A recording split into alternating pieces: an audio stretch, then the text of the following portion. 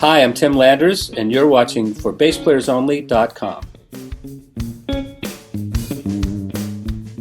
Hi, and welcome to ForBassPlayersOnly.com. I'm John Liebman, founder and first baseman. You know, a lot of people think they're too old or it's too late for them to learn how to play an instrument. So I created ForBassPlayersOnly.com for adults who want to learn to play bass because I believe you're never too old and it's never too late to experience the joy and the pleasure of making music. Never too old to groove. For BassPlayersOnly.com, this is the place to learn bass. My guest this week is Tim Landers, an old friend of mine. I've been admiring him and his bass playing for well over 30 years. Did I just say what I just said? Wow. Tim's played with Steve Smith and Vital Information, Bill Frisell, Dean Brown, Michael Brecker, Tom Scott, Lee Ritenour, aldimeola, Gil Evans, Vinnie Colaiuta, Frank Gambale, Eric Marienthal, Dave Grusin, not to mention names like Tori Amos, Tracy Chapman, Beyonce, Stevie Nicks, Gladys Knight, Graham Nash, John Tesh, B.B. King. The list just goes on and on forever. He is the real deal. Tim's also recorded for TV shows like Friends, Cheers, Just Shoot Me, and Entertainment Tonight, as well as TV commercials for McDonald's, Dodge Trucks, Coca-Cola, Nike, Budweiser, and Sony. He's also a composer, producer, engineer, and educator. He's earned Grammy and Dove nominations for his songwriting and production work and has taught at the LA College of Music. I'm not sure if he's still there or not, but welcome, Tim. It's good to have you back. Well, hi, John. It's so great to see you. Good to see you too. I just did a lot of talking, so I'm going to turn it around and let you talk.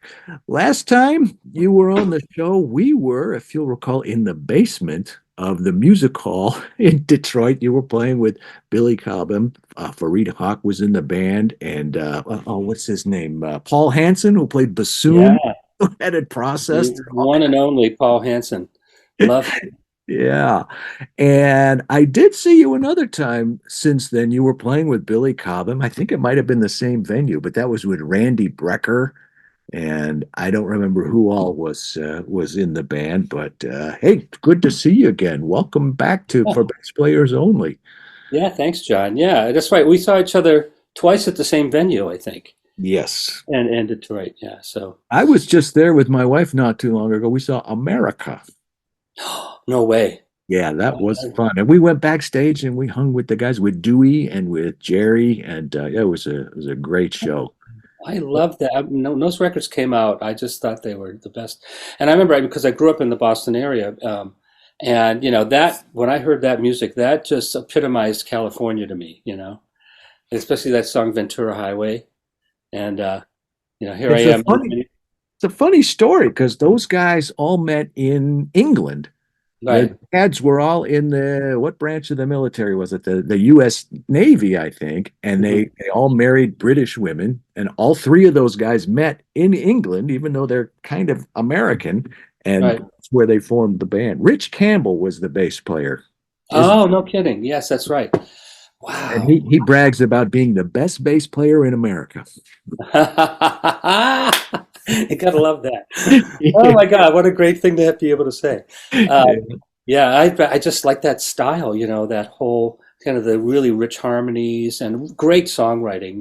They really know how to put notes together. And we Yeah. were talking with was it Jerry Sheff or was it uh, Osborne? What's Joe Osborne? I can't Yeah. remember who played, but let's talk about you because the last time we did an actual interview was back in 2018, Okay. and yeah, that was the one that I referred to. So bring us up to date. What's been keeping you busy? What's going on since 2008? Okay. Some Team. highlights. You don't have to tell us Um, let's see. Well, after we saw each other, I toured with Billy to the end of that, and I also toured with him again the following year for a couple of times. And we ended that tour. We ended a stage tour at the end of 2019, I believe it was, and then we were supposed to go on to South America, the to Japan and China, and I forgot what else, maybe. And but all of that got thwarted because of COVID. course. Right, the very beginning of January. I mean, I remember what was happening too, because Billy kept sending emails saying, "Well, it looks like we can't go. Well, we're going to postpone this until then, and this until that," and then eventually it's like, "No, this is not going to happen." And so that was the end of that. And then, so for all of us, like most of us, I sat at home for a long time, and luckily I was able to work partially from home, and I did work in some recordings, and I was able to continue teaching remotely. So that pretty much took up most of 2020 and partially into 2021. Um, and then, as the rest of us did, we started kind of all coming out of our cocoons, and um, and I started branching and doing a little bit more recording remote, in studios here in LA. So I didn't really travel for most of 2021 until the end, I think it was. No, I take that back. It wasn't until 2022 when I started working with Billy again. But in 2021, I did some road work with. I think I did a couple of Tesh, his like tiny big band gig, which is like a three horn thing that I'm the musical director for. So he does like he has this thing where he does a lot of standards, kind of like a Mike Bublé light, kind of thing. Yeah. And so that was 2021. 2022, I went out with Billy again. And in between all of this stuff, I was just recording, with various people. One project in particular is a guy named John Philbrick, who's like a young Jeff Beck kind of guitar player, really good, great players on it. Greg Bissonette's one of the drummers on it, and Detroit boy. yeah, yeah, that's right. Yeah, his brother Matt and I have been pretty good friends I since love Matt. He's such wow, a great for guy. 43 years. Oh my God. Wow. We were both at a summer jazz program at a community college in Dearborn, Michigan, Henry Ford Community College. And that's when Hmm. I first met Matt. And we were playing in big bands and, summer education, all that stuff. And then his older brother came in because he was a young up and coming drummer and he was one to watch. Greg Bissonette, he's Yeah. going places. Well, that was 1980. And I think Wow. that's No been kidding. proven true. Yeah, he definitely has gone places. Yeah, I love the Bissonettes. As a matter of fact, when I moved to California and I met them, so I moved here in '84 here in California from New York. I moved here, and then and over time, started working with different people. But the Bissonettes came a few years later, I think, maybe in '86 or something. I'm not sure exactly. But all of a sudden, this young blonde drummer started showing up at some of the gigs, and you can't miss Greg Bissonette as far as his personality is almost as big as his jawline. He's just one of those. You know, I don't know how to describe him. He's just a big personality, right? You know, But in a good way. He's very in a very unaffected. good way. Oh yeah, yeah. No, I mean this. That's what he, Yeah, I love him, and we started working a lot together. So, and then I met Matt, of course, and then I met his dad, and his mom. Uh, was it? Oh gosh, the names just escape me. Is it? Well, it'll come to me. But they ended up moving to a house down the street from me, the oh, Bissonnettes, and his parents would come out and stay with them in the wintertime when it was really cold up there in Michigan. so smart. And so what happened? Why I'm telling you this is what happened is I had this big satellite dish system in my house. I had a house in Malibu before that, and when I moved back into the San Fernando Valley, I brought the dish with me. It was a gigantic 12-foot dish, and I could get every football game, you know, in. And as soon as the Bisnets found out that I could get the Lions games in, you know, they would come over and 7 in the morning or 8 in the morning, we'd knock on the door, and it's them with with bagels and coffee and stuff. They That's come one thing in. I liked when I lived in LA. You get up Sunday morning, and then by the time 10 o'clock rolls Yeah, around, 10 o'clock time for games. Yeah, football already. yeah, yeah. So that was The fun. I mean, Lions, I'm sorry to interject, but what about my Lions this year? oh yeah, Best record they've had in over that 60 years. that goes. Yeah, I mean that goes way back.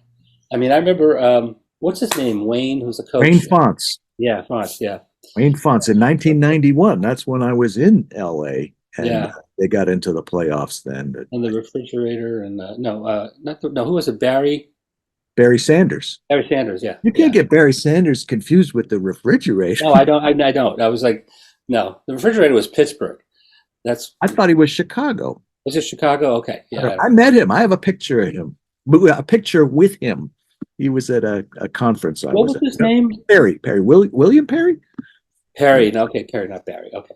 Yeah. So anyway, that was just a fun little side note about the Bissonets. They were such great people, you Yes. know, and they are, the two brothers. And when Matt got the Elton John gig, I thought there was nobody better for that gig Yeah. because, as you know, not only is he a great bass player, but he's a very good singer.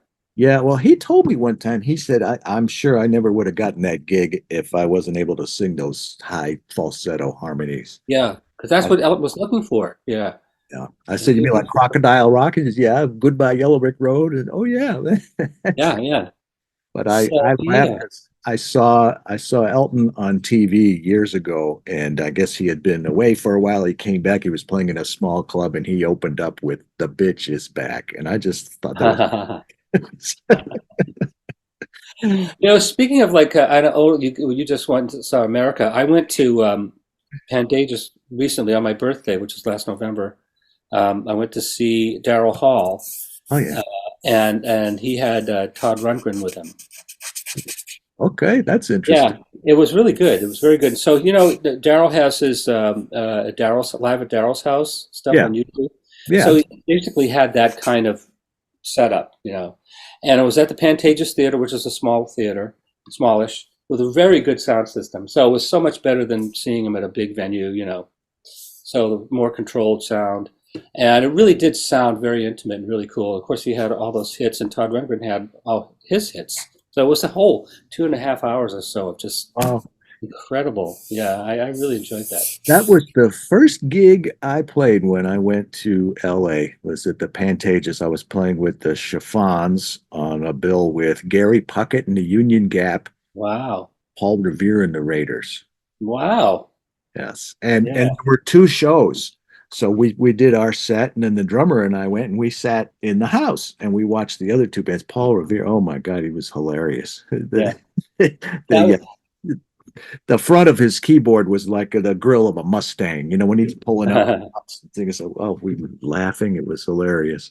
I love those bands when I was a kid.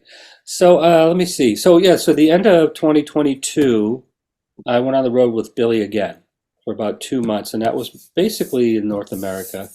And that was a different band. So that was Scott Tibbs on keyboards, and it started out with Mark Whitfield on guitar, um, and then Mark ended up leaving the tour a couple of weeks in, and then we brought out this very young sax player to replace him named Brandon Wilkins, who just killed it. And so it was a really interesting group because it was basically, a trio with saxophone. So unusual for Billy's stuff, but it worked. And so that was that. That was until around this time last year with I Billy. was I was watching that last interview that we did. I was watching it this morning, and you said something that it just sounds so bizarre today, given the current state of the world. You said that there was a trip to Russia that was in the works. Did you ever end up We doing did. Yeah, it? yeah, yeah. I did. I forgot. So that's before that. Yeah. So yeah, we went to Kazakhstan and into Russia to Moscow and I'd never been, so I was looking forward to it. Yeah, I don't think we'll be going anytime soon. I don't think so either. Yeah. Yeah, so much has changed. I mean, that would have been the end of that tour in the end of 2019. So All right, now, not to put you on the spot, but go ahead. I I know definitely in the last interview, and maybe this is your third time, and so I think maybe even in the first interview, I said, "What about the future?" And you said, "I have some compositions, and I want to put out a solo bass record." And you were actually describing it. I said, "Is it going to be one of those bass records?" No, no, it's instrumentals, and there'll be some bass solos, but nothing too crazy. That Yeah, was 2018, and I shouldn't say this, but we did have a pandemic when everyone was home. yeah. So what is the status of that recording? Well, That, I was thinking about that. I was actually anticipating this question when I was driving back from I missed the beginning of the interview because I was out Christmas shopping and my alarm went off right at 2 o'clock and I'm like, oh my God. And that's when I texted you. But anyway, so I was thinking on the way back, you know what? I remember I was talking about this project and why I thought about it because it got quashed, because of scheduling stuff. And then over time, to be frank, I started kind of getting a little disheartened with my compositions. I kept listening to them and thinking, they're not holding up as I had hoped. And so I started writing new stuff, and that got kind of held up. And then I ended up having to do a couple of projects at home of other material for other people, and so the whole thing got put on hold. And I'm sorry to say it's still on hold. So I never did record. I mean, I recorded some of it with other people, but I didn't record very much of it because I kind of stopped it. And I don't know whether it's just my own, insecurity or whatever it was, but I just didn't like how things were sounding. So I just thought, well, let me regroup and restart, which I haven't done. I understand it because I've written a lot of stuff too, and sometimes I think, "Wow, I really like this tune," and then some days I'll be like, I'm not so sure that's really, So I don't know. Yeah. Out of like the 25 or six tunes that I had was thinking about rolling over and I had demoed, Yeah. I'd say three or four of them are still contenders. So, it's about a Well, 20%. I hope conditions are right and timing is right and scheduling and everything so that she'll do it because Yeah, thank you. I You would know what? This interview is like it's kind of a little bit of a kick in the butt for me too, kind of reminding me that, to open up those files and get cracking. So, You're welcome. yeah, you're welcome. You Thank know you. what? I'll let you return the favor. Haven't really announced, but I've been talking about it. I'm going to do an album. Ah, there you go. I have written a lot of stuff over the years. And you know what? It's like I wake up almost every morning and there's a tune going through my head. It's not like Paul McCartney and yesterday. Well, who knows? I haven't put anything out. Hey, you never Oh, you know. know what I'm talking about, right? He said that's how Yeah, that song came to him. He woke up yeah. and that song was just in his head. But I have a lot of stuff and it's different. Like I wouldn't do the funky stuff with the straight ahead jazz stuff. I'd have this group of tunes, this group of tunes, this group of tunes. I already talked to my son. I asked him to produce it, and Awesome. he's excited about that. And I've got a list of people that I'd like to have, and Mhm. cannot disclose that publicly, especially because I haven't talked to any of them yet. Yeah, yeah. But let's get in each other's faces. Hey John, how's your record? I don't know, Tim, how's your record? And we'll Yeah, yeah, yeah. I know that's great. I mean, and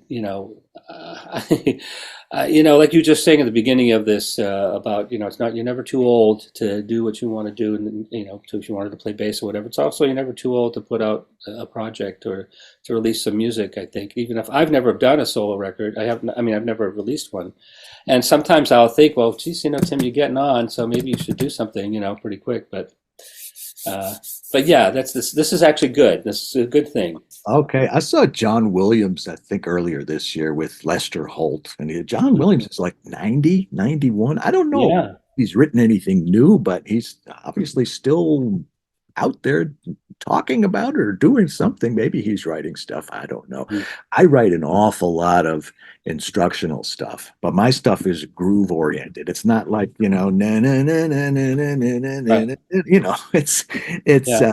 I call it uh, having fun while you're getting good and getting good while you're having fun. How did I just, I've said this a million times and I can't even get it out of my lessons that, lessons that groove or grooves that are good for you or something like that. So Hmm. I believe you should have fun learning how to play the bass and it should be musically satisfying and musically rewarding.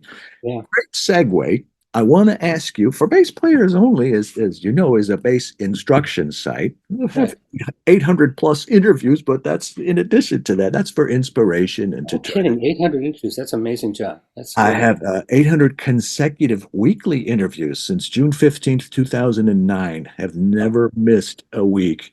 Kudos to you. And sometimes if I'd go to NAM or the Warwick show in Germany or Bass Player Live or something, I'd come back with a whole bunch of interviews. Sometimes I just had so many I would do two a week, publish two a week, or publish Wow. couple of times three in a week.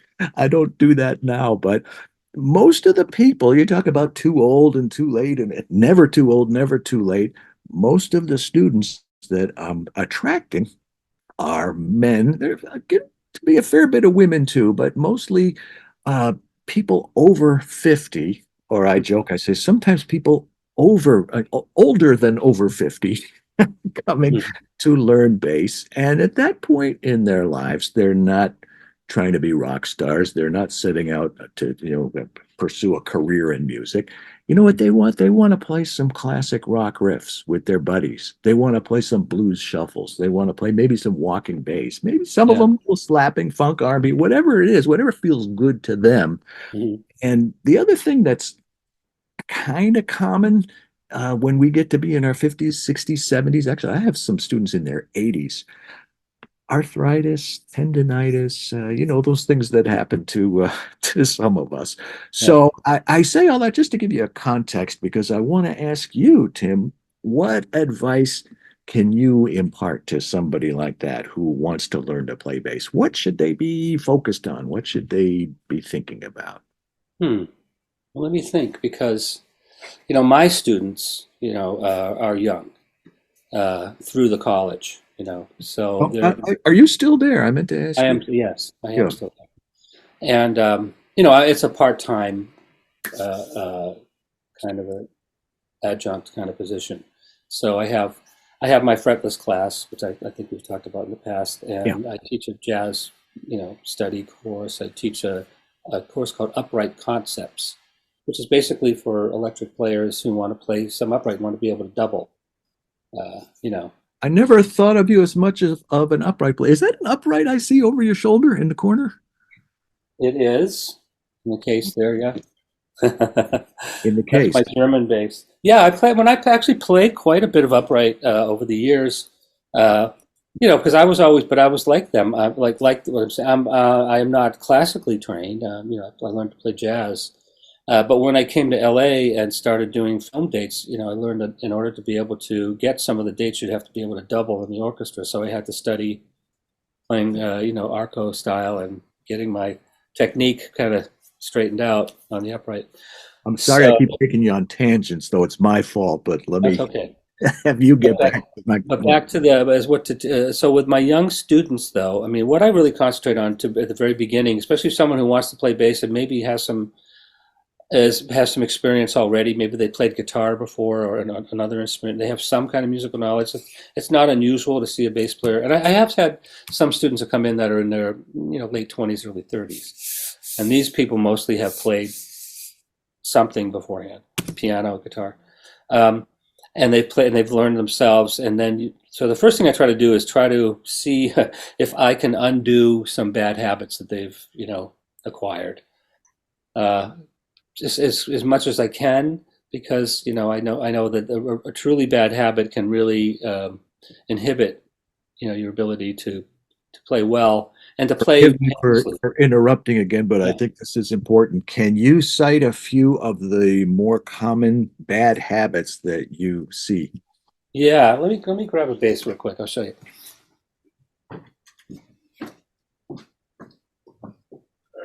Just grab this one. So let's see, like you see, like someone who takes the bass and they just grip it like this, and their thumb is like hanging way over the fretboard. Well, Lewis Johnson did that. Yeah, and it's both, but as you know, it's like that really limits your, ability to move up and down the neck. It also kind of it angles your wrist in such a way that it's hard to get on and off the fingerboard. So that's one thing that I've seen them do a lot, and and also using kind of guitar technique, like vibratos or like to do that kind of, the bending kind of vibrato.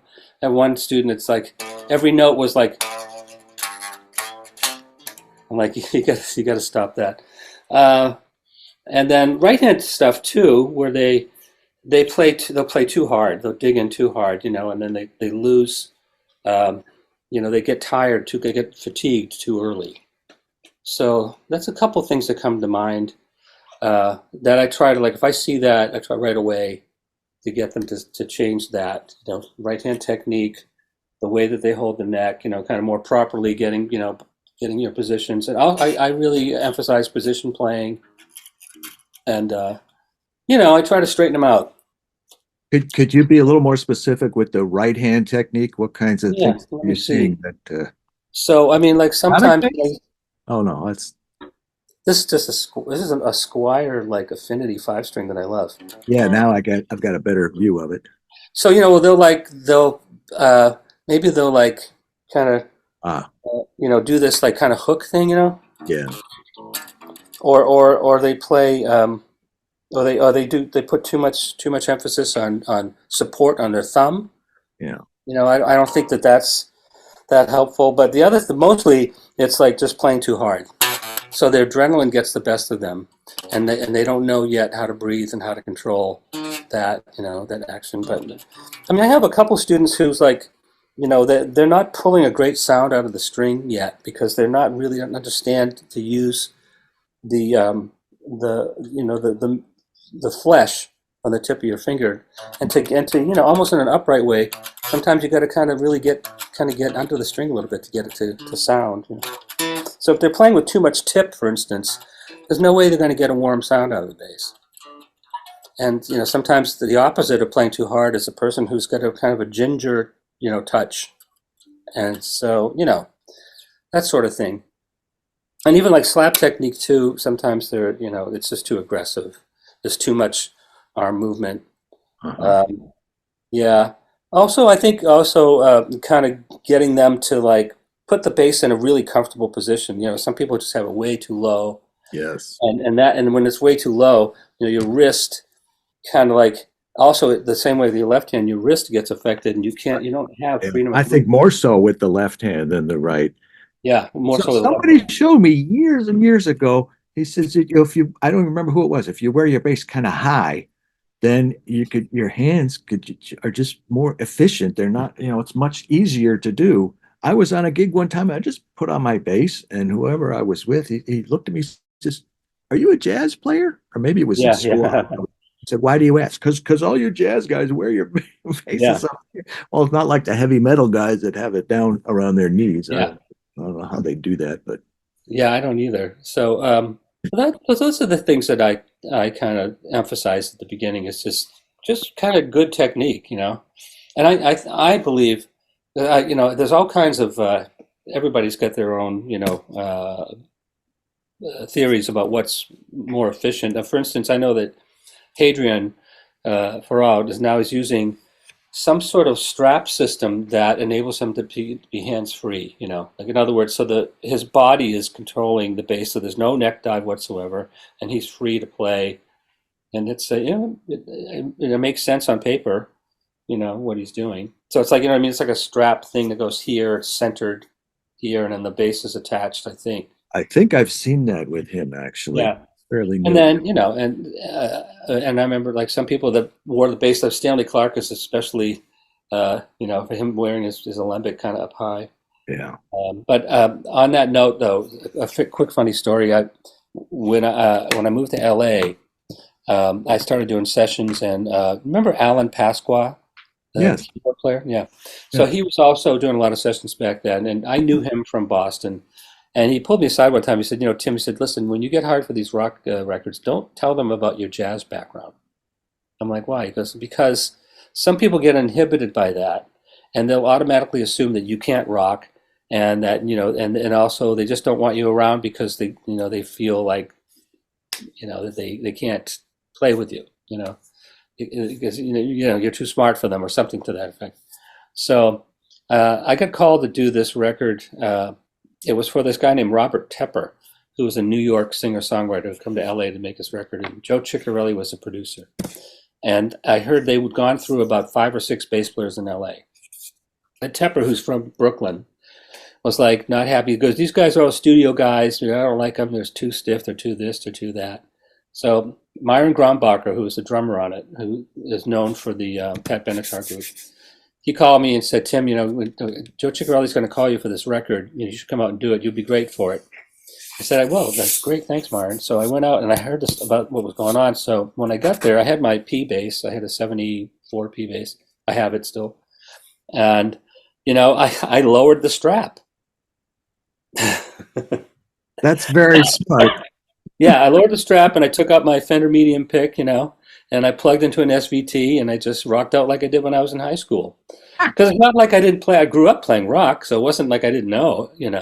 That's funny. I'm a legitimate rock player. But yeah, I so but didn't guess that's where the story was going. That's hilarious. yeah, so that's the record that has. There's a hit song on that. It ended up on the Rocky Four soundtrack. That song, "No Easy Way Out," where the bass line goes. I don't have a pick with me, but it's like. Uh,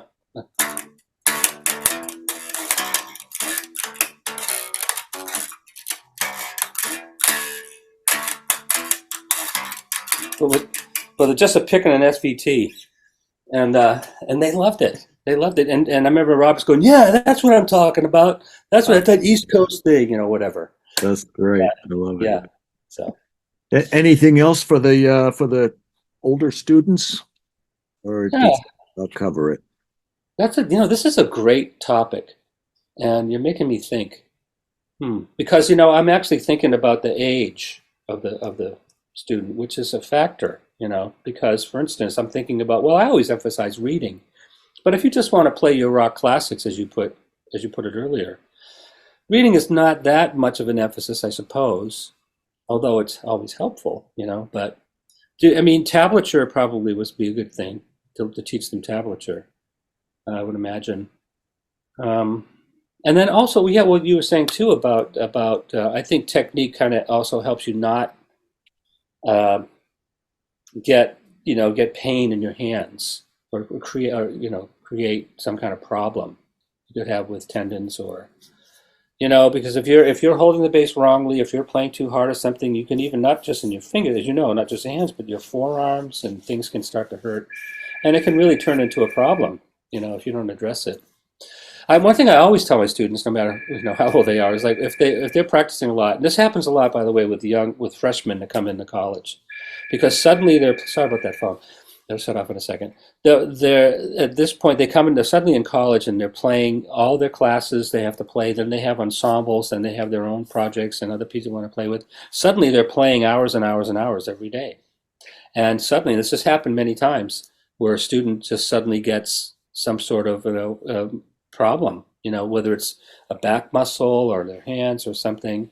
So I always tell my students that when they're practicing, if they ever feel any kind of issue, tightness or pain or something, to stop right away and to shake it off and just put the bass down and just don't push it too hard. So I think that's, if I was to give one bit of advice, that would be the first thing, is just be aware of your body and your hands and stuff, and don't overdo it. Funny, if I got called, I mean, even now, if I got called to do a wedding or something that I haven't done in a long time, but I would, 3, 4 days before, I'd start loosening up on the bass. You play a Jewish wedding, a hora can go like 40 minutes Yeah, there you nonstop. go. And then I'll start using my thumb and I'll start getting Yeah, creative to, because I can't do what you just said, take a yeah. break and stop. Well, you can't do that. No, Well, of course not. with my No, elbow or no. And of course, I'm talking about when they're practicing and I studying. know, Yeah, of but course. but yeah. I mean, that's what I used to do. For instance, when I was playing in some of these heavier rock things, especially back in New York, when kind of new wave and punk was still happening, and there's a lot of down picking kind of playing going on. That can be incredibly fatiguing. Speaking of the guys that used to wear it low, and then they would just, it's all down picking. They could do that for hours, and I couldn't. I could only sustain that for a few minutes or so before my hand got tired. So I learned about kind of trying to create the same sound with less pressure, and then sometimes incorporating up and down picking to make it, but making it sound like it's down picking as much as I could. That's interesting. Just trying to keep it as even as possible, by even just the way that I held the pick, so the upstroke wouldn't sound so much like an upstroke. You know what I mean? So, Can because if can you you do that with a bow to make an up bow sound like a down bow? Can you do that too? No. Do you play primarily with a pick, or is it obviously it's whatever the song needs? But do you tend to find yourself playing more with a pick than with your fingers? No. But I went through some gigs that required it. The most the one that required more picking than any was aldimeola's group. Aldimio, I knew you were going to say that. Yeah, Aldimio. because I came in and was playing all of Anthony's parts, Anthony Jackson's parts. This was when he had released. When I started playing with Al, he had already released his third record. So he had his Aldimiola Midnight Sun, he had Elegant Gypsy, and he just released Casino. Oh, right. And Mingo Lewis, and yeah, I remember that. yeah, Had and it on Anthony cassette. and Anthony's on just about everything except for one or two tunes that Jocko played on. So on the first record. And Al's like, yeah, Anthony played with a P bass and he played with a pick, so I need you to get a P bass and to play with a pick. And I could play with a pick because I came from, like I said, a rock background, and I was a big fan of like Yes and even like Jack Bruce and a few people that played, that kind of style. But I was more of a finger player, but I could play with a pick anyway. Um, so he required it. So I really had to shed that a lot of like cross string and cross picking and up and down technique, and really trying to just kind of mold a good sound out of it. You're trying to find the best place to play on the right hand. Of course, the right hand with the picking hand. Um, all kinds of stuff went into it. The kinds of strings, the pickups, the way Oh, it was set up. well, Yeah, it was interesting. And he wanted me to change strings for every gig too. Al did because Anthony did that. that's what Anthony did. And I'm like, Al, I can't afford that. So How many strings, eventually, by the way, were on those basses? Oh, you said a P bass. So was it, were you playing primarily four? Because Anthony played more than four. yeah, this was before the five string thing. This was like 78 or 79. Yeah, 78, 79. So I always played a jazz bass. That was my bass of choice. And that was a Neil Steubenhaus thing. He had, I probably told you that story in one of the interviews about how I came into my first meeting with him when I was still in high school to get lessons, and he said, bring your basses in and play for me, and we'll see where you are, and then we'll go from there. I'm like, okay. So I walked in. I had a precision fretless that I had just gotten because I thought that was cool, and I had a Rickenbacker 4001 because I love Chris Squire. So I came into the lesson and I played for Neil, and he said, "Okay, cool." He said, "Well, first thing," he says, "you're not ready for fretless, and you got to get yourself a real bass," referring to the Rickenbacker. He says, in other words, get a jazz bass, get something you can use in every situation. And I'm like, oh, okay. I remember walking out of that lesson with my tail between my legs, but he was right. I So I can't played play a jazz. Rickenbacker. I always feel like I'm playing like this, or I just could never get Yeah, comfortable with I a. just love that Chris Squire sound, and that's what Yeah, I I was like trying the to emulate. sound. Yeah.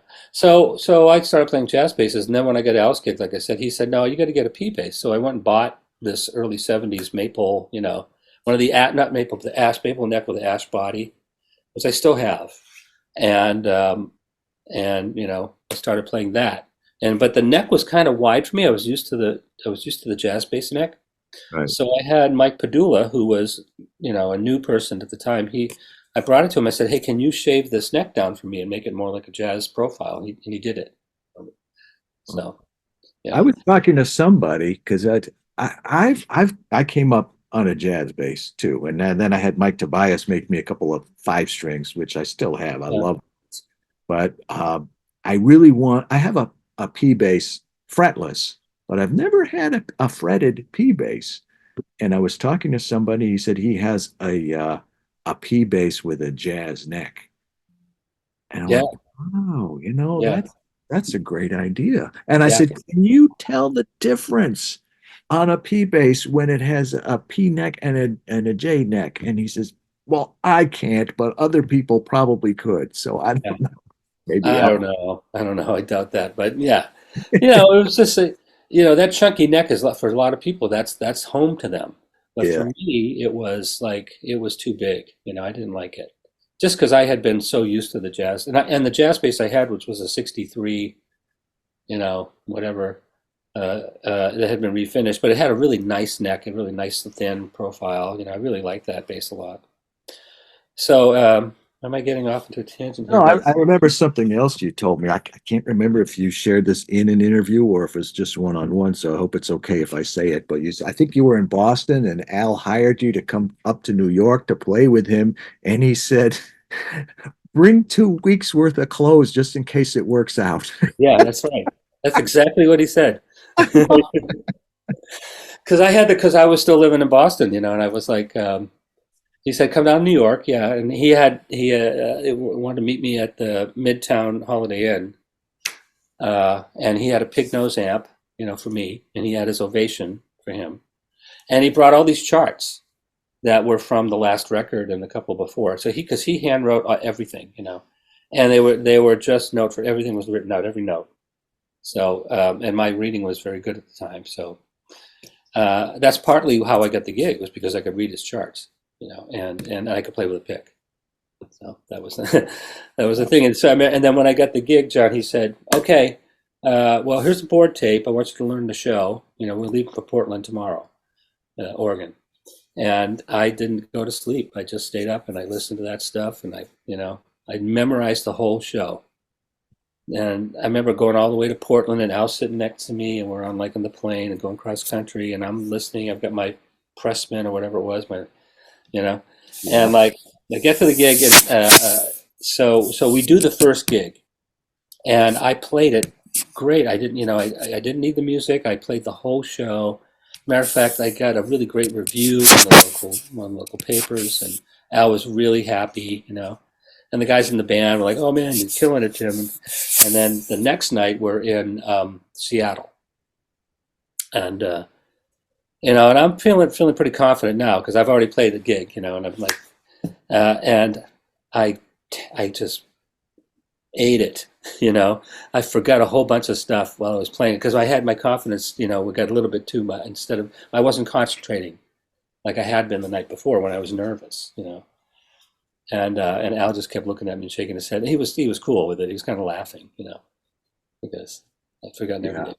But anyway, He's Yeah. I did interview him one time for my show, my site for guitarplayersonly.com. And right, they say don't meet your heroes. They're sports people I idolized and I met and they turned out to be jerks. And it's the same in the music. He changed my life when I was in high school. I was a guitar player. Well, the point yeah, is he was very nice. He was very, we talked about I said I first became aware of you around 1977 when my best friend turned me on to Elegant Gypsy and the Romantic yeah. Meteor, and we just had a great conversation. And then, yeah, he was a very, very nice man. And I see him on Facebook, and you can tell he's just a nice guy. He was a funny dude, back then. And he was young. I think he was like 27 or something. And I was like 21. I mean, we were young people when you think about that now. Think, oh my God, what we're doing. But, he was like out on the road, headlining, had gold records. And it's the kind of thing you can't imagine happening now for, an instrumental artist like him. But anyway, But one of the highlights of my fan life was seeing Return to Forever about 2008 or something, the original with Chick and Stanley and Al and Lenny. yeah, I thought, I saw that. this is like the Beatles getting together. I saw that tour too. I saw them at Universal and it was awesome. Oh my God, a Yeah. lot of notes. I just But have one funny aldimeola story. My wife and I had hired a girl in the neighborhood to come over and pull some weeds from our garden, mhm. and she happened to have the same first name as Al's tour manager. And I sent an email or a text to the wrong person. I said, "Yes, we'd love to have you come over and pull our weeds." And she said, I think this was meant for somebody. Oh wow. Yeah, you heard that Al recently had a health scare, right? He was in And Romania. he, yes, he was in Europe, I think. He actually had a cardiac issue while he was on stage. Yes, It was yes, really frightening. yeah, So, but he seems to be doing well from all accounts, and that's good. And yeah, you shared a little bit of information about your equipment and your gear. What are you playing now, primarily? Yeah, okay. So I'm still using the Trickfish amplification systems. We I talked a lot really, about that last I time. Yeah. really love that stuff, and I ended up getting a couple of different cabinets. Now I have a single 10-inch cabinet I use for obviously like rehearsals, small gigs, and it's also good for upright. And then a single 12 that is just a little bit bigger and beefier, and then I have a 212. But for the big gigs, which I hardly take out, because most of the time, if I need more than the single 12, I'll bring the 10 and put those in tandem. Um, so for amplification, it's been the Trickfish stuff. I You have the talked a lot about Richard Ruse, yeah, and we didn't. I don't think we talked about Mike Pope. I know he had a big hand in the design or the preamps or whatever it was. yes, yes. They Richard decided that Mike Pope's preamp was the best preamp he'd ever heard, so he got him to be involved in it, and therefore they were able to use Mike Pope's actual preamp in the amplifiers, and that was one of the initial selling points because Class D amplifiers, there's only a couple of different manufacturers of those particular amps, and so you have to do something unique to make your amp sound different, as opposed to tube amplification or whatever, where you have your own design. So that preamp, I think, is what set Trickfish apart, especially in the early days. Yeah, yeah, and that's. Have you played through them ever? If I have, it was probably at a NAM show, which is not the optimum place Yeah, yeah. to do Well, that. you can get just their preamps now, and they have separate preamp boxes. Like you can put on the floor and stuff. I And they, still have my Walter Woods that I got in 1980. wow, those are incredible, aren't they? Yeah, it's just a few feet away from me over That's there. funny. I never got one, but even Neil Steubenhaus had a Walter Woods back in like the late 70s, Yeah, mid 70s, maybe like 77 or something. yeah. And that was, think about the technology and the way how he was able to make that small amplifier back then.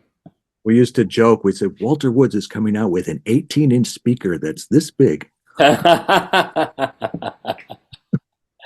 That's why is that funny? It just is. Yeah. So tell me a little more about your basses. I have these guys that say, "Oh, I have 200 basses," and when they say that, I say, "I bet when you go to play the bass, you tend to gravitate to the same one or two all the Yeah. time." And go, "Yeah, I do actually." You know what, John? I've been kind of dabbling with short scales a lot. I ended up buying a few of them, and for a couple of reasons. I've been watching some other bass players, some like Tim Lefevre and people like him who are using like the Seric basses. Wow, he's such a big guy too. Yeah, yeah, but there's something about that short scale sound, because the 30-inch to 32-inch, scale length obviously changes the tension on the strings, and it just has a different, like the fundamental is a little different on it. And when you put flat wounds on it, it even becomes a little bit more thumpy. Yeah, We both came up with the same yeah. word. And then another thing that was happening is I was playing Lakelands. I have a Lakeland Jazz, like a Joe Osborne 5 string, and I have one of their 55501, 5 string. Oh, wow. And those are 35-inch scale. So they go the opposite way. They've got the longer scale length, and the B string you know uh, is really really nice on them. Um, but flying, to different places, I've been having issues trying to get my instrument on board, without having to check it. And oftentimes when I'm going to do like a one-off, I'm going to fly to Chicago for one gig and fly back, I want to have to put it in a flight case, check it, not to mention how much you pay these days to get it checked. Carry it around with you while you're at the gig. Do the same thing going home. Why not? I just like to put on a gig bag and get on the plane. I don't need anything else. But flight attendants, especially, you never know, as you know, as a bass player, I'm sure you just never know when you're going to get someone who's going to say, no, you can't bring that on board. And it's kind of a nightmare. It's a stressful nightmare. So I started thinking, well, if I can find a good 5 string short scale, this might be also a solution for getting on and off uh, airplanes. because the scale length, if it's 30 inches or so, is the same as basically the same as a guitar.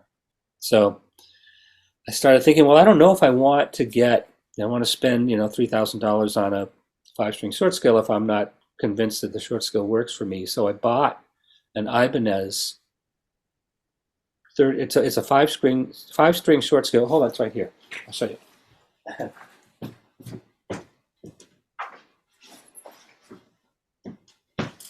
This is how I got myself, to just to see if I even like this. And it was like an inexpensive bass, like maybe 350 or something. And it's kind of odd looking, but kind of cool in some way. You ever seen these? Yes. Yeah. And it only comes in this color. Yeah. The Billy Sheehan color almost. It's like that mint green, kind of surf seafoam green. Yeah. With a black pickguard, it's got a PJ setup, right? It's Yeah. passive, Hmm. and it's got this ugly paddle, headstock. But I figure if you ever go down over water, you can use it. And but you know what though, John? It's got the spacing is pretty good. It's like Yeah. I think it's Looks 18 something. So you can slap on it if you need to. And for 350 or 379 or whatever it was a great way to kind of dive into the short scale five string and see if it's, feasible. And I love it. I play it all the time. What if you had the gig with Al now? Would that fly with him, even if it was a four string? I don't know. Because he sounded pretty particular about what he wanted He you to. was, yeah, he was. Yeah, I don't know. I mean, it's a cheap bass, but it's a good cheap bass. Okay. And And what about strings? I think you were playing labellas last I time. am still, yeah, Are you a yeah, labella artist? I am. Yeah, I've been since 1979. Wow. Yeah, they have been so good to me over the years. Yeah. So the only thing about this is finding good strings for it because the 30-inch scale is a little bit, they're starting to come around now because the string manufacturers are becoming hip to the fact that a lot of bass players are using short scales. So there's more choices, but at the beginning, I don't think there was a labella set that was made for the Mustang, I think, but it was a little long and you had to clip. The problem would be like the silk would Yeah. go over the nut, so. But other than that, this is a good good starter base for if you want to try out a short scale. As far as like the craftsmanship and stuff, it's pretty good. It's got a half sawn uh, maple neck and some sort of I don't know laurel kind of thing. But the only thing is like this the jazz pickup on it is susceptible to noise. So if you're in a noisy environment, in other words, if the you know what I mean, like that, it's not sealed very well. It's not what am I saying? Shielded Skilled it, very right? well. I was really hoping to get comfortable on a short scale. I've got a neurological situation, a functional neurological disorder, and Okay. I thought playing the short scale would help. I just couldn't get Yeah. comfortable. I suppose if I played it enough, I Yeah. would. But, Well, what I did was I took a whole bunch of gigs up in Ventura with a drummer who I know, and like he gets a lot of jazz guys from LA to come up and play with him. And I don't live that far from Ventura, about an hour or so. And I used it in a way just to. I'm sorry about that phone. But I used it in a way so that I could just shed, on these jazz gigs, just play tunes.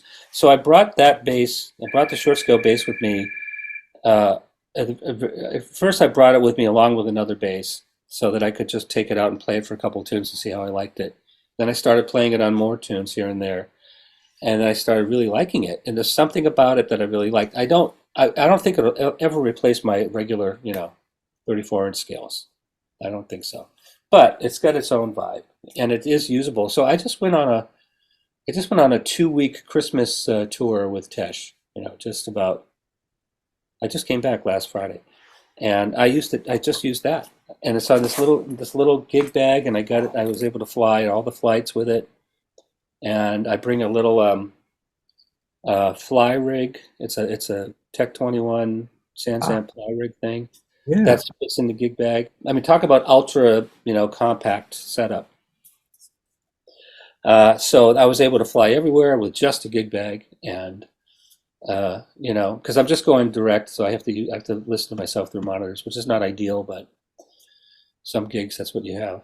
How long have you used the Tech 21 stuff? Uh, 2 years now. That's awesome. I've never heard a negative word about the Yeah, Sans amp or anything Tech 21 makes. yeah. I've been starting to get some hiss out of it, though. I think there's something going wrong with it, but up to this point, it's been really good because it's got an XLR out, so you have your direct out. And it has two different channels, so I can have my fretless in one channel and my fretted in the other, and without having to change settings. And it's got the little Sans amp, circuitry in there, so you can get a nice warm kind of ampish tone. And, I'm talking about going direct right into the house, right off the Right. board. And it's all analog. It's got a beautiful analog chorus on it, but it only has one control. It's it. It's like chorus depth or something. It's it's like, but it's a great sounding chorus, and it's got an interesting like envelope filter system that has like an octave filter that can also be an envelope filter. It's a yeah. I think it's pretty good. I think they could make it quieter. I guess is what I'm my only complaint. Yeah. But you're not planning on getting rid of it anytime soon. No, no. Although I'm trying to figure out what was making it hiss. It could have been, the hall I was in. I don't know. It could have been the bridge pickup on your bass. It could have been, yeah. So I mean, to rectify this, I like this Ibanez, okay, but I mean, I could work on it, modify it, but I'm thinking, probably going to end up buying myself a really nice five-string short scale. I'll probably get in touch with the Serek people because they're making the nicest ones. The which people? I'm sorry. Serek, Serek. I They're in don't Chicago. believe I know that company. Yeah, he makes them. They're custom made, beautiful. They look kind of like the old Epiphone Newport Oh yeah. basses. Yeah, I mean that that double horn solid body thing. Yeah, they're cool. What about the future, Tim? Anything that you haven't already mentioned? You mentioned the record that you're going to start working on as soon as we get off this interview. The second we hang up, I'm like, oh, no. Yeah, but you know what? Honestly, it was inspirational just a few minutes ago talking about that. I don't You still immediately. playing with Billy? Are you going to do any more stuff with him? I don't know. I don't know about what's happening with Billy. He's been using his European band in Europe most of the time now. He's got this band. French people, right? Yeah, they're like, and a couple of Spaniards, and they're very good, But but when he, puts the A team together, he usually calls us. But I don't know what he's got planned. He's getting on, he's in his late 70s now. So, but I have a couple of record things coming up, and I've got a trip to Hawaii with the Blue Note, also with the John Tesh Mini Big Band. That'll be fun. You had just come back from Hawaii last interview we did. It was in Michigan in March, and you had come back. So, Oh, February. that's right. I was there with Billy. Yeah, at the same venue. Yeah. So I know the pokey place I'm going to go to. Okay. Yeah. What else immediately? And I've got another semester of school coming up, new students coming in. I've got the fretless class going. Oh, I just thought of something. When we were on during the pandemic, when we were in lockdown, and one of the things I did for my fretless classes, we would usually play all these tunes in class, but we couldn't because of the situation. So I ended up recording all of the songs minus bass for them to be able to record on top of, which ended up being a really fun project. So we ended up recording songs like April Joy, Bright Size Life, um, Midwestern Night's Dream, all those great songs from the first couple of Pat Metheny Yeah. records, and a Mike Stern tune called Solid Ground, and we did. I had them play Alfonso Johnson, Bahama Mama. Yeah, I used to play that. Yeah, That's a great that's friend. all. That's yeah. And it starts out with like the beginning of the class. It starts out with more kind of like rock and pop kind of fretless stuff. So there's Lupino Palladino with Paul Young, Every Time You Go Away, Yeah. and then Peter Gabriel with Sledgehammer, Oh, Yeah. So it was fun recording those things, and they ended up being really nicely done and recorded well, and really fun to play on. So that took a couple of months to do that. That was something that was kind of a fun thing. So this class that's coming up, we're going to be doing that stuff again, and we have, of course, there's a lot of Jocko stuff in it, and there's some weather report stuff, and there's some Gary Willis stuff, and yeah, awesome. yeah, You mentioned someday you may want to have a bake shop next to a coffee shop in some little harbor town in Maine. yeah. Wouldn't that be awesome? You still think about that sometimes? Yeah, sometimes. But you know what, though, John? I was just in some really cold weather last week, and I thought, what am I thinking? It's so nice and warm out here in California. But I do love Maine. I love it up there. I went to mail a letter this morning across the street from my house, and I was Yeah, all bundled up. I'm in Michigan, yeah. and I know you guys really. parka and the hood and the gloves and Yeah, everything. it's so cold up there. Yeah, Yeah, I don't think it's but I much mean, better in Maine. it's beautiful in the spring and fall, as we used to always say. Yeah, yes. Yeah, Well, but yeah, Cleveland, yeah, go ahead. it's so great catching up with you, and I look forward to seeing you again in person because it's been a while. Yeah, And hasn't it? Yeah. in the meantime, it's great. It's always inspiring to hear what you're doing, what you're up to, and how you're passing that along to the next generation of great bass players. So, Well, you too. Yeah. our, That's. I mean, I'm trying to follow in your footsteps there, John. oh well, So, you know. be careful where you step. That's all. Yeah, no, I really appreciate you reaching out and asking me to do this. Thank you. Well, it's my pleasure. Thanks so much, and we'll do it again. All righty.